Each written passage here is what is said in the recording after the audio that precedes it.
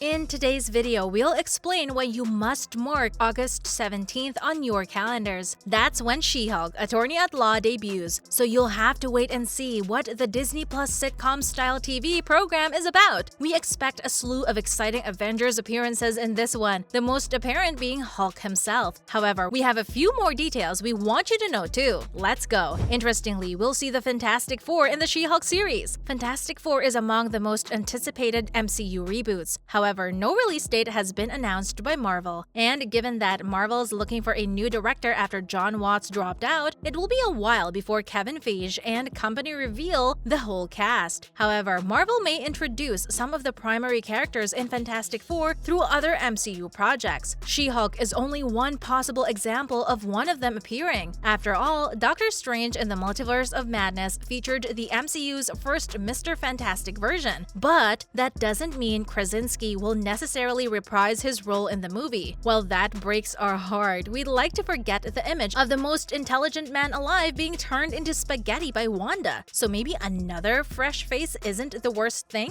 The Thing might be the next member of the Fantastic Four to emerge in the MCU, and this is where the She-Hulk leak comes in. Redditors have caught up on the 4chan rumor that Jason Segel has been cast as Ben Grimm or The Thing, and we have our best guesses on how The Thing's storyline plays out. While the release date for Fantastic Four is still unknown, Marvel may be onto something here. Marvel may begin telling the Fantastic Four tale before the first film by incorporating the heroes and villains into multiple MCU projects. After all, Marvel must explain what the Fantastic Four were up to and why they weren't on Thanos' side. If the allegation is correct, The Thing will play a significant part in the last 3 episodes of She-Hulk. She-Hulk will feature 9 episodes, which is unusual for a Marvel program, although this is due to a sitcom-style structure with shorter episodes. As with any leaks, especially those from 4chan, take this report with a grain of salt. However, the individual who uploaded the information provided other specifics concerning the Fantastic Four She-Hulk crossover. Apparently, Jason Segel will play the character in a mocap outfit. It's similar to the bodysuit and VFX style used on Thanos. He is also involved in some annoying legal problems, so maybe Jennifer Walters will help him out? Who's to say? Plus, he's got a bit of experience in the whole lawyer-judge shebang. So no, we haven't forgotten you, Marshall Erickson. However, let's hope his CGI looks slightly more realistic than She-Hulk herself. We now have a new look at She-Hulk, and fans are divided. Several fans have criticized the character's appearance since its first trailer. A lot of doubtful CGI and editing skills made Tatiana look green, unrealistic, and 7 feet tall. Empire magazine just released a new interview with Maslany and a new photographer that admirers are now deconstructing. Empire also shared a fresh photo of Maslany from the concert, in which she's decked to the nines and drawing attention. Corridor Crew VFX artists reacted to the first trailer for She-Hulk, Attorney at Law, and explained the CGI issues that have sparked criticism in recent months. Corridor Crew commended one very realistic and convincing scene at the bar before describing the clip as moving back and forth from completely credible to Shrek. However, the panel found that the trailer didn't feature crap VFX, blaming the bad reaction on online culture. Artist Ren Wickman noted that the problem appeared to be the consequence of fans responding to the trailer's YouTube post, which had been compressed to minimize file space, resulting in a lower quality video. Because of the compression they used before posting it to YouTube, all of the details were smoothed away, resulting in a very rubbery, smooth green effect. These characteristics are significantly more visible in the trailer uploaded by Disney Plus. Wickman went on to say that these same concerns didn't affect Mark Ruffalo's Hulk in the teaser because of features on his face like stubble, crow's feet, and forehead creases that compression wouldn't be able to eliminate. The artist did agree there looked to be some smoothness on her face and gummy-like animation in one photo of Jennifer Walters at work that sparked particular outrage. However, the company emphasized the challenge of developing a completely CGI character, calling it one of the most challenging things ever. They promised that in the grand scheme of things, we mean the 9 episodes, fans will hopefully ignore and forgive any such errors. If Marvel can get the CGI precisely right, such that it doesn't distract from Maslany's performance, they could have a winner. Hold up, we're not done done with the criticisms just yet. Fans got their best look yet at Jamila Jamil's Titiana, one of the Marvel Cinematic Universe's newest antagonists. The photographs appear to be stills from the Disney Plus series, initially featured in Empire. They included 2 photos of Titiana, one of which shows her dramatically flaunting her red-lined cloak in what looks to be a courtroom scene. Both stills make it easier to see various minor clothing elements previously hidden, such as Titiana's coat lining's black designer brand print. There's also a picture of Jennifer Walters standing calmly with a ripped jacket sleeve while her companion Nikki looks on, which appears to be from the same courtroom scenario. One of Titiana's photographs appears to be a reframed shot of the She-Hulk Attorney-at-Law teaser, which gave fans their first look at Jamil's attire in the MCU program. That footage indicated that the star's costume would be inspired by Titiana's comic book outfits rather than a carbon duplicate. A similar-colored, form-fitting bodysuit replaced the supervillain's purple leotard. The white fringe trim at the breast and waist of the bodysuit is highlighted by a gold necklace, complemented with frilly gold boots and the overcoat above. Jamila, who never shies away from addressing fans directly, shared a funny reaction to the still, agreeing that her dressing looked a bit too much. But she's maintaining a happy face and saying fans will know how the dress ties into her character once they see the show. And another villain who will be given justice this time around is Abomination. While we know that Abomination is one of the villains in She-Hulk, did you know fans have theorized that he could also make an appearance in Thunderbolts? That's correct. One MCU fan believes Thunderbolts will also serve as Marvel's long-awaited Hulk solo feature, and they make a compelling case. Thunderbolts may put its titular squad against none other than Bruce Banner or the Hulk, according to